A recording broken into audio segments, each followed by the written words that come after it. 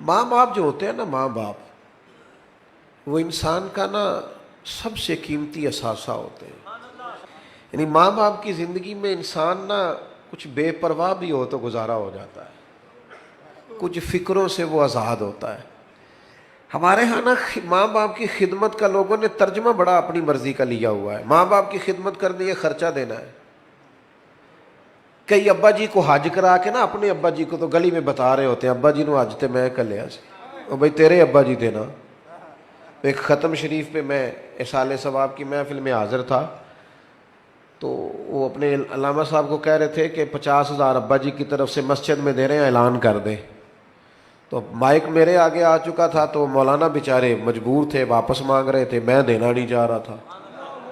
یہ بھی کبھی کبھی ہوتا ہے نا، یہ مشکل سے ملتا ہے تو یہ واپس دے دیں، مشکل ہوتا ہے یہ بھی کام. تو وہ واپس لینا چاہ رہے تھے. میں نے کہا مسئلہ کیا ہے؟ کہنے لگے انہوں نے 50,000 مسجد دیا اور کہتے ہیں ابا جی کی طرف سے اعلان کر دیں. تو میں کہ انہوں نے پوچھو ابا جی جو دو انہوں نے دے گئے انہوں نے بھی اعلان کرایا کہ انجی دے گئے. ان سے پوچھو وہ ساری دکانیں پلاٹ پلازے ابا نے اعلان کرائے کہ فری میں دیے. یہ اتنی لاکھوں کروڑوں کی جائیداد میں سے 50,000 ابا کے نام پہ دے رہے ہیں اور ساری دنیا کو بتا رہے ہیں. یہ سمجھ نہیں آتی. بچے سمجھتے ہیں کہ خرچہ دینا ہی ماں باپ کی خدمت ہے. ماں باپ کی اصل خدمت انہیں ٹائم دینا، ان کے پاس بیٹھنا ہے، ان سے مشورہ کرنا ہے. آنکھیں پتھر کی ہو جاتی ہیں ماں کی دروازہ دیکھ دیکھ، یہ تو کب آئے گا. وہ نا جی آپ ذرا آپ سرد خانے میں رکھ دے ابا جی کو، میں 3 دن کی بس آپ رکھیں، مجھے فلائٹ مل گئی ہے. تو پہلے کیوں نہیں ملی؟ وہ تو پوچھتا پھرتا تھا لوگوں سے کہ بتاؤ کہ برطانیہ کی ٹکٹ کتنے کی ہے. اس وقت تو کیوں نہیں؟ والدین کو دوستوں کو فون کرتے ہو نا، آج روٹی نہ کھانا باہر کھائیں گے، تو کر ایک فون ابا جی کو بھی، ابا جی میرے آنے تک روٹی نہ کھانا. ایک فون کر تو صحیح، اس دن ان کو شوگر کی دوائی نہیں کھانی پڑے گی، اس دن ان کو نیند کی گولی. ہو میرے پتر دا فون آیا ہے، تو بیمار اماں کو فون کر، روٹی میں نے تیرے ہاتھ کی کھانی ہے، دیکھنا وہ بغیر دوائی کے اٹھ کے روٹی پکائے گی. لیکن وہ جو دینے والی چیز تھی وہ تو دی نہیں، ٹائم ہی نہیں دیا، توجہ ہی نہیں دی، غور ہی نہیں کیا. حضرت ایک شیخ غالباً شیخ ابو سعید کے بارے میں صاحب رسالہ قشیریہ نے لکھا ہے، فرماتے ہیں میں حج کرنے جا رہا تھا اور نفلی حج تھا میرا، میری تربیت کے لیے، میرے جیسے لوگوں کے لیے لکھا ہے انہوں نے. میرا نفلی حج تھا، دوسرا تیسرا، تو گھر میں بیٹھا تھا تو میری والدہ نے مجھ سے پانی مانگا. تو میرے دل میں خیال آیا کہ میں شیخ بھی ہوں، علامہ صاحب بھی ہوں اور حاجی بھی ہوں، کل جا رہا ہوں. تو چونکہ ہمیں عادت ہو جاتی ہے نا، جوتے کوئی اور ہی اٹھاتا ہے، پانی کوئی اور ہی پکڑاتا ہے، حالانکہ یہ بہت بڑی مصیبت ہے اگر لگ جائے تو. حضرت شیخ الحدیث علامہ عبد المصطفیٰ زرعی صاحب رحمۃ اللہ علیہ ہزاروں علماء کے استاد تھے. تو کبھی گفتگو کرتے تھے تو کہتے تھے میرے ساتھ ہزاروں لوگ وابستہ ہیں پر شکر ہے میں اپنا جوتا خود ہی اٹھا لیتا ہوں، میں اس مشقت کا شکار نہیں ہوں، اس تکلیف میں نہیں آیا کہ میرا پروٹوکول بنتا ہے. تو شیخ فرماتے ہیں کہ میرے دل میں خیال ہے میں تو حج پہ جا رہا ہوں اور پھر میرا اعزاز بھی ہے، تو پانی چھوٹا بھائی بھی پلا دے گا تو حرج کیا؟ میں نے چھوٹے سے کہا او بھائی اماں کو پانی دینا. اٹھا، اس نے پیالہ اٹھایا اور مٹکے سے پانی ڈال کے والدہ کو پیش کیا. تو کہتے ہیں میرے دل میں خیال آیا یار سینکڑوں میل پہ حج کرنے جانا تیرے لیے آسان ہے اور 2 قدم پہ اٹھ کے اماں کو پانی پلانا مشکل ہے. اس کا معنی کیا ہے؟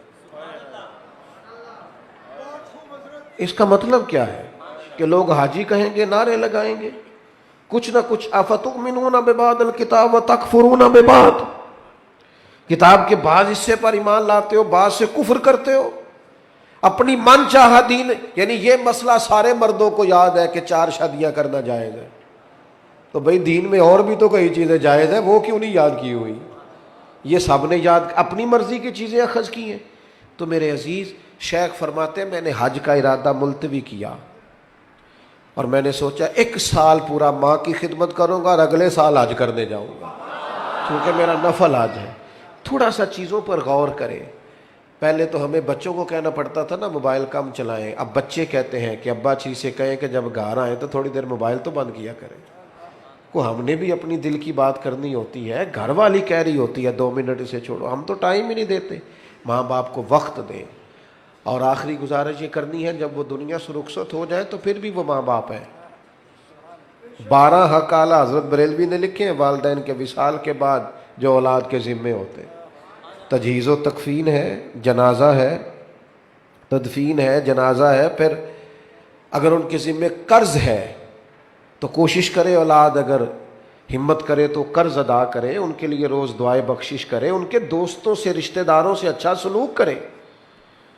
اور یہاں تک لکھا ہے امام سیوطی نے